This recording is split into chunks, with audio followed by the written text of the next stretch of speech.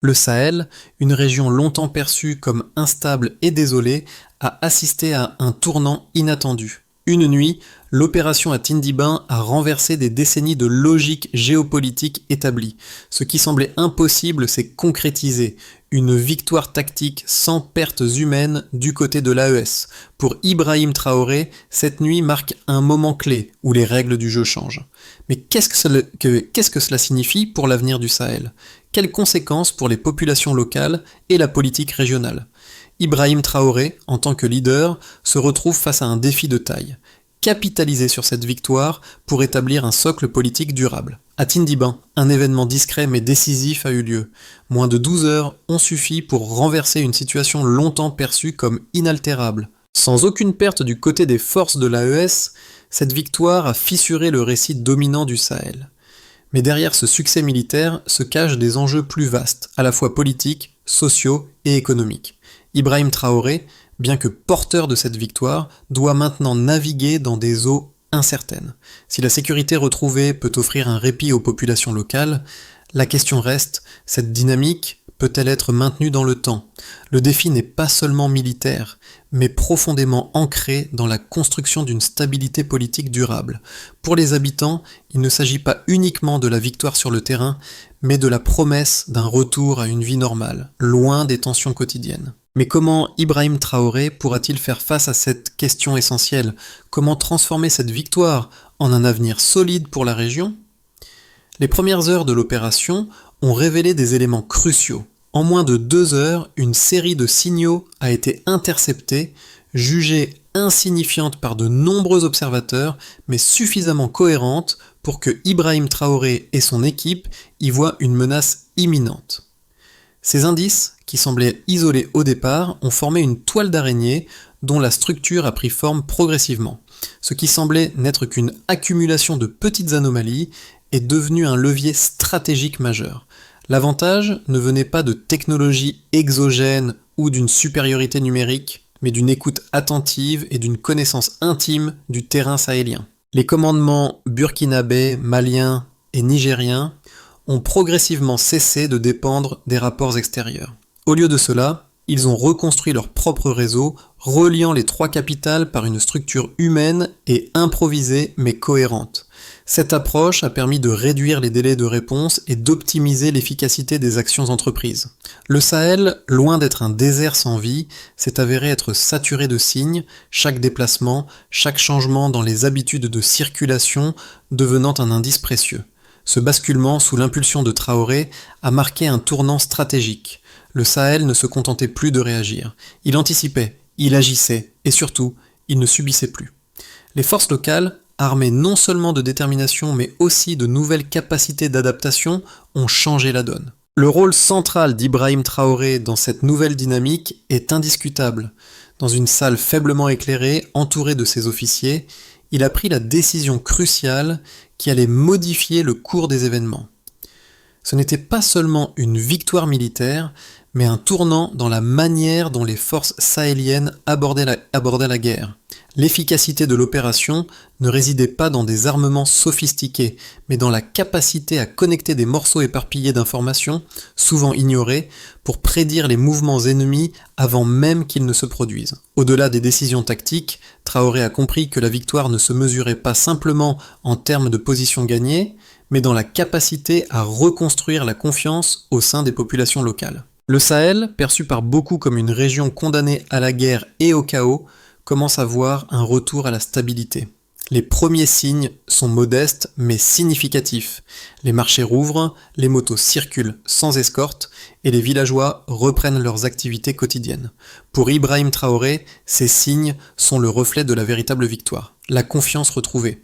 Mais cette stabilité peut-elle se maintenir dans le temps? Et comment Ibrahim Traoré pourra-t-il naviguer dans ce délicat équilibre? La nuit de Tindiban a marqué un tournant majeur pour la région, une séquence qui se déploie à travers 3 phases distinctes, activation, climax et après-coup. Dès que l'attaque a été lancée, un enchaînement rapide d'événements a bouleversé les attentes. L'activation a été le premier signal. Des informations auparavant éparpillées ont convergé, formant une vision stratégique claire. Ce n'était plus une question de survie, mais de prise d'initiative. Les actions se sont succédées à un rythme effréné.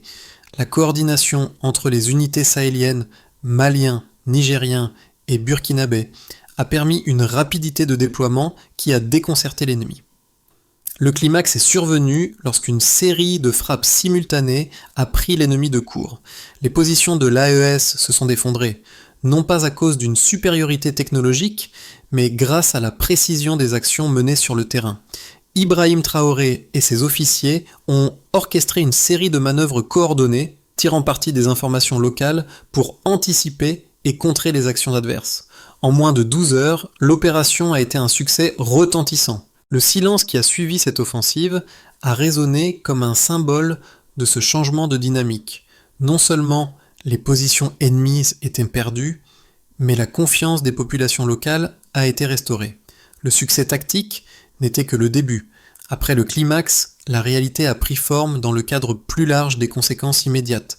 Alors que les forces burkinabées, maliennes et nigériennes poursuivaient l'opération, les villages voisins ont commencé à témoigner des effets de cette victoire. Les premiers signes de retour à la normalité sont apparus. Les habitants sont sortis plus tôt, les marchés ont réouvert et la vie quotidienne a repris, bien que lentement. C'était un signe concret que la dynamique militaire avait un impact direct sur la vie des gens. Cependant, cette dynamique ne se limitait pas à une simple victoire militaire. Les actions menées par Ibrahim Traoré ont permis d'initier un changement de perception sur la région. Le Sahel, loin d'être un espace de perdition, s'est montré capable de réagir et de reprendre le contrôle de son destin. L'un des aspects les plus significatifs de cette dynamique a été la création d'un réseau d'information locale qui a permis à chaque unité d'agir en parfaite coordination.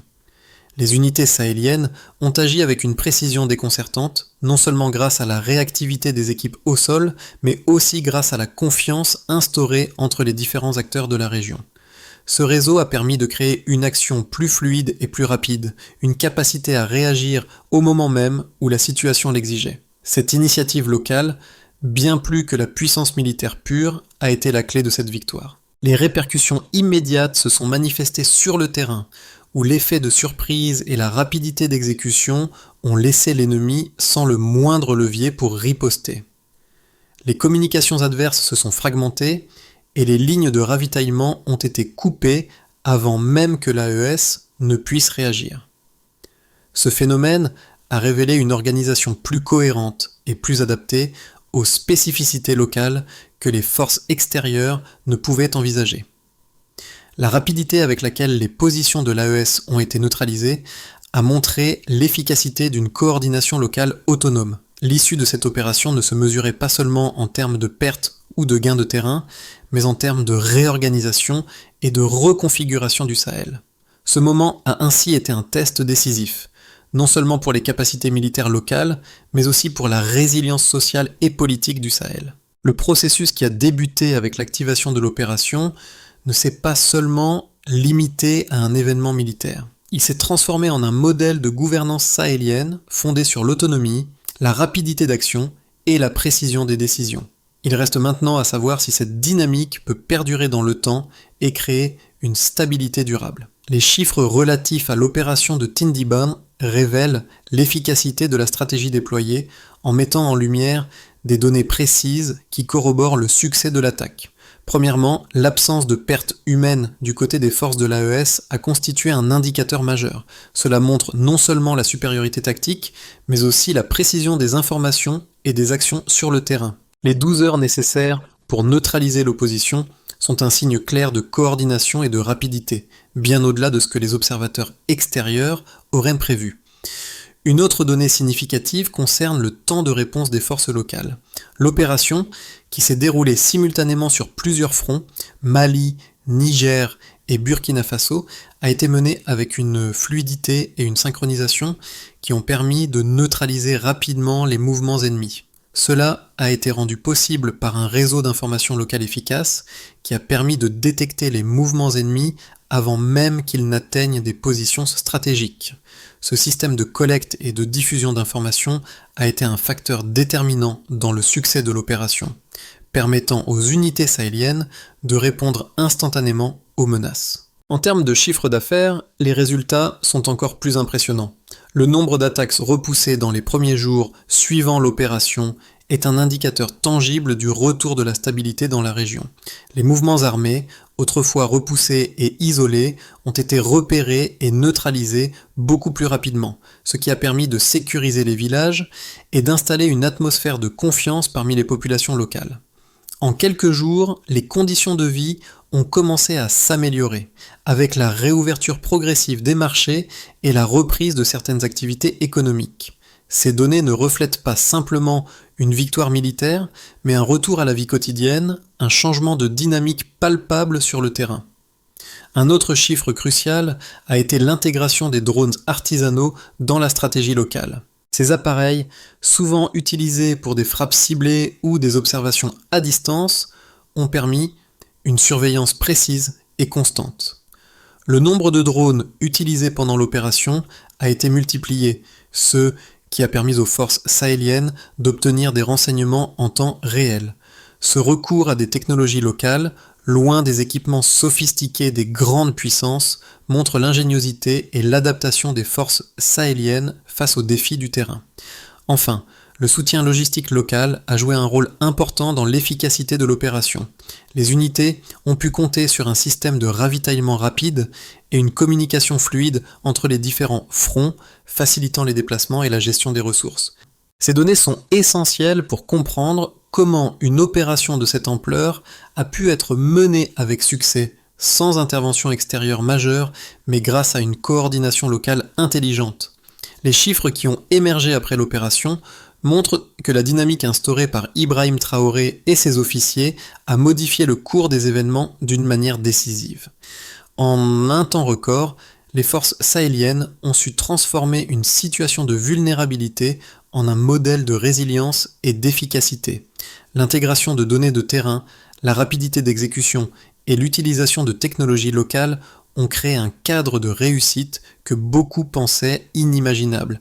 Ces chiffres ne se contentent pas de raconter une victoire militaire, ils soulignent la montée en puissance des capacités locales et la possibilité d'une autonomie stratégique au sein du Sahel. L'opération à Tindiban a mis en lumière des arguments opposés qui suscitent encore des débats sur sa légitimité et sa reproductibilité.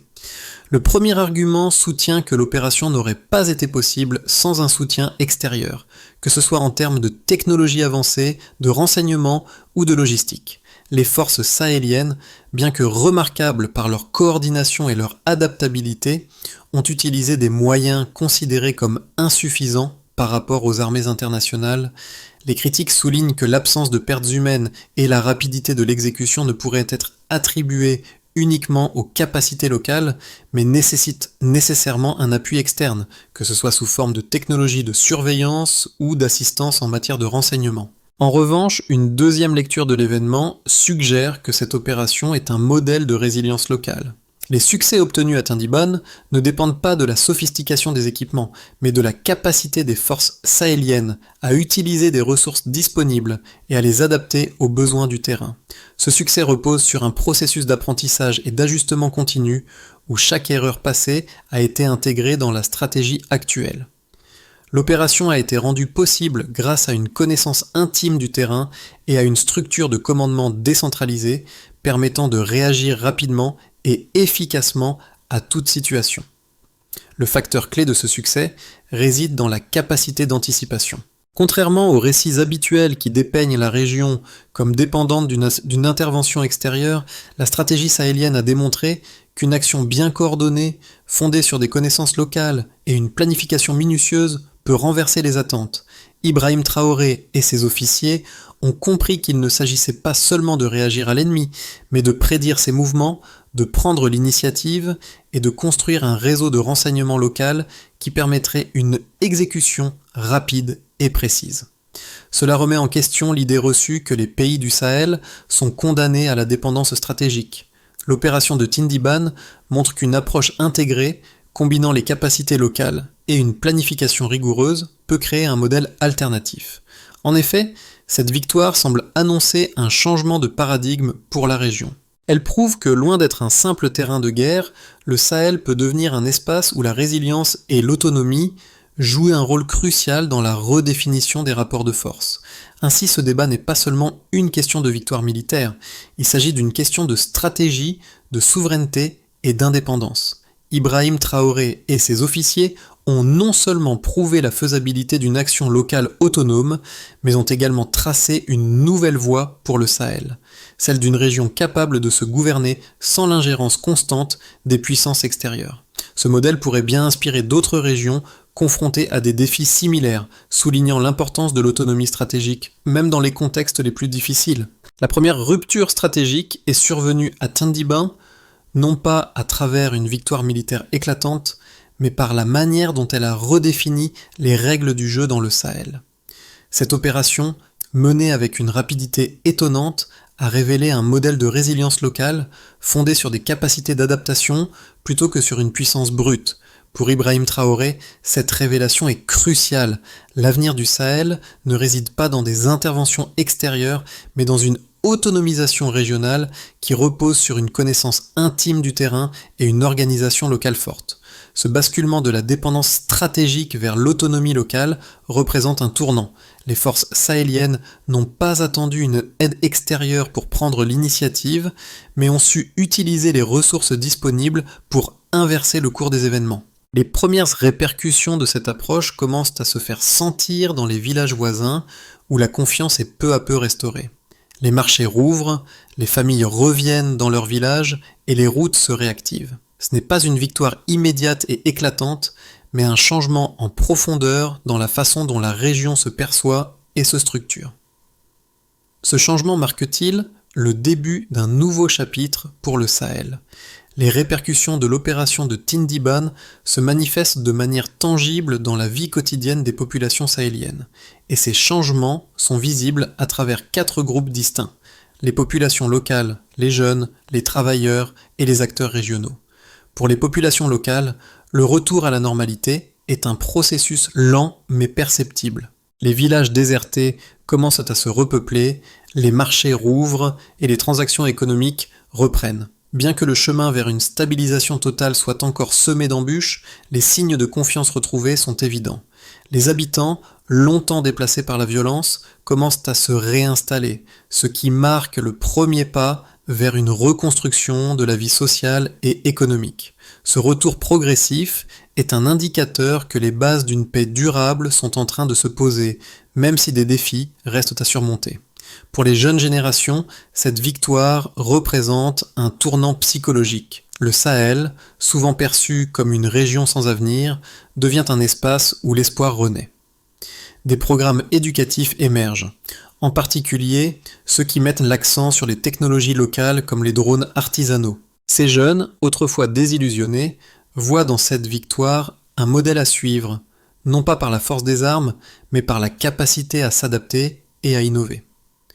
Leur engagement dans la reconstruction, qu'il soit à travers la formation technique ou des initiatives civiques, est un signal fort du changement en cours.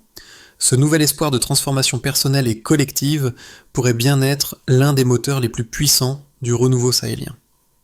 Les travailleurs et les artisans, acteurs souvent oubliés dans les analyses géopolitiques, jouent un rôle clé dans cette période de transition.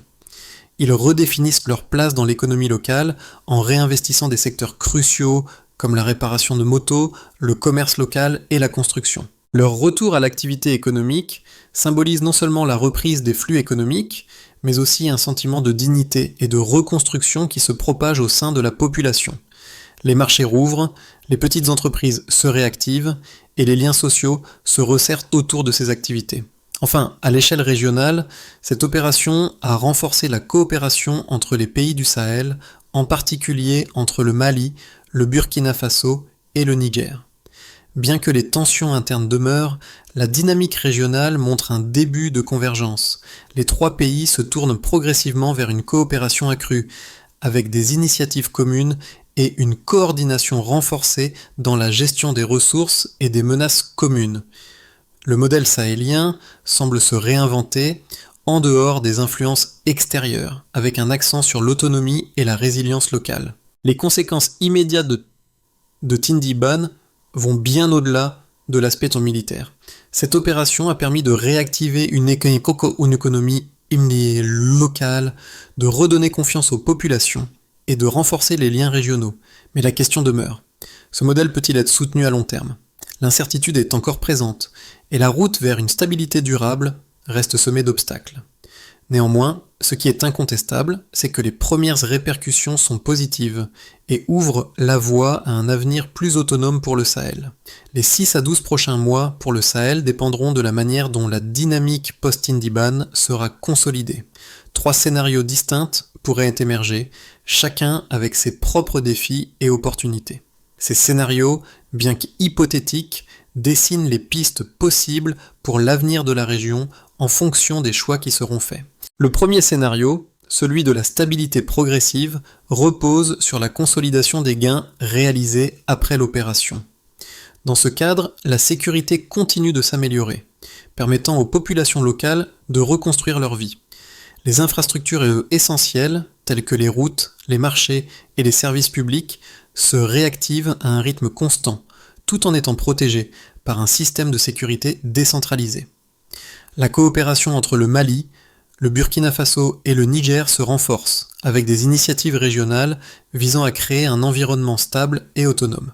Les jeunes générations, ayant pris conscience de leur pouvoir de transformation, se consacrent à la reconstruction à travers des programmes éducatifs et techniques. Cependant, des tensions internes persistent et les menaces extérieures pourraient encore fragiliser cette stabilité. Ce scénario reste fragile, mais il permettrait au Sahel de se reconstruire lentement mais sûrement.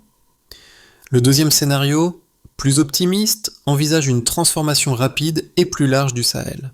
Dans ce modèle, la dynamique de Tindiban se révèle comme un catalyseur de changement, et la région devient un exemple de résilience et d'autosuffisance. L'éducation, la formation technique et les innovations locales prennent une place centrale. Les jeunes générations, autrefois marquées par le conflit, se réapproprient le futur en développant des compétences locales et en innovant dans des secteurs stratégiques comme les drones artisanaux et la cybersécurité. Les pays du Sahel, solidaires, forment un bloc régional cohérent et indépendant, attirant l'attention d'autres régions africaines qui cherchent à suivre ce modèle. Le Sahel se transforme en espace d'opportunités économiques et politiques, renforcé par une gouvernance locale forte et des échanges interrégionaux. Cependant, ce scénario pourrait être perturbé par des défis économiques, sociaux et politiques qui dépassent les capacités locales. Le troisième scénario, plus pessimiste, se base sur l'idée que les forces externes, telles que des groupes armés et des pressions internationales, finiront par altérer la dynamique positive actuelle. Bien que la stabilité s'améliore dans certaines zones, les défis structurels du Sahel, tels que la pauvreté, les rivalités internes et les ressources limitées, risquent de compromettre les progrès réalisés. Les tensions entre les différents groupes ethniques et politiques pourraient raviver des conflits internes, tandis que des interventions extérieures, sous forme de sanctions ou de pressions diplomatiques, pourraient freiner la capacité des pays sahéliens à maintenir leur indépendance. Dans ce scénario, la stabilité serait temporaire, et la région risquerait de replonger dans un cycle de conflits et de dépendance. Ces trois scénarios, bien que divergents, partagent une caractéristique commune, la nécessité d'une action locale forte, soutenue par une gouvernance régionale et un engagement des populations. La capacité des pays du Sahel à naviguer entre ces futurs possibles dépendra des choix stratégiques qui seront faits dans les mois à venir. Le Sahel se trouve à un carrefour crucial, et le prochain chapitre de son histoire sera déterminé par sa capacité à saisir les opportunités tout en affrontant les défis internes et externes. L'impact de l'opération de Tindiban sur les populations locales va bien au-delà des simples changements économiques ou militaires. Il s'agit d'un mouvement profond de transformation psychologique et sociale, particulièrement chez les jeunes générations, qui voient désormais un avenir plus prometteur pour leur région. Ils ne sont plus simplement des témoins d'un conflit sans fin, mais des acteurs potentiels d'une évolution plus grande, capable de redéfinir le Sahel. Les jeunes, longtemps déçus par les échecs politiques et les conflits récurrents, se réapproprient leur avenir. Cette victoire, aussi modeste soit-elle, leur a donné une nouvelle perspective sur ce qu'ils peuvent accomplir. En prenant part à des programmes éducatifs, en s'engageant dans des projets de reconstruction ou même en apprenant des compétences techniques comme la maintenance des drones artisanaux, ils montrent qu'ils sont prêts à jouer un rôle dans la réinvention de leur région. Ce retournement de situation n'est pas seulement un changement d'attitude, mais un véritable renversement de perception.